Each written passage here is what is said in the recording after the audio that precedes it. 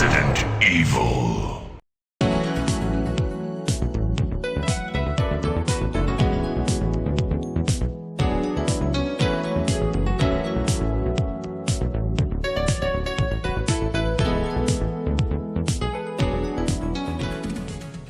Hello and welcome back to the Retro Review Series. Today we're going to be reviewing Resident Evil. And we're going to talk about some good things, some bad things, and just kind of see how it's held up over the years. So let's get right into it. Starting off with some good things, I like when you first enter the mansion, just everything that you're seeing, the scenery is really cool. When you first get into the side room where you go with, I believe it's Chris, and you're figuring out kind of like what's going on, and there's your first puzzle you have to figure out. Then you enter through the other door, and the first sequence where we see the first zombie, and that is awesome.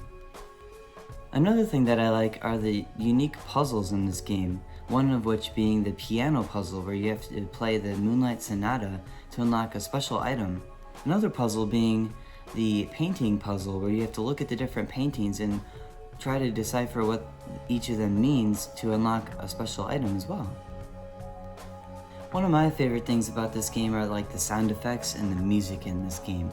I love the save room music. It makes me feel so safe and just relaxed, especially when I have creatures chasing me and I just make it to the door and I'm safe and I'm fine and nothing can come in there, and I'm hit with that beautiful dun dun dun, and I'm just safe and nobody can hurt me. So my version of Resident Evil here has some nice soundtracks and nice sound effects.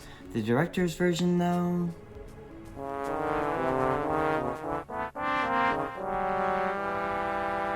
anyways, this game has great safe room music and great soundtracks.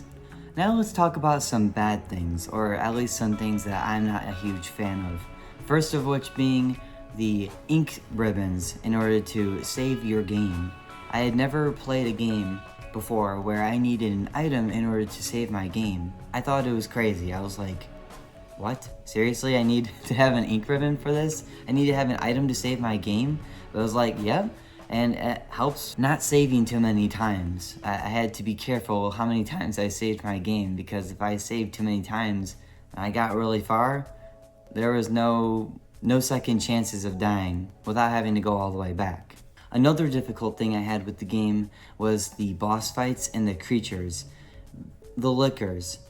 Oh my goodness, they suck. They suck.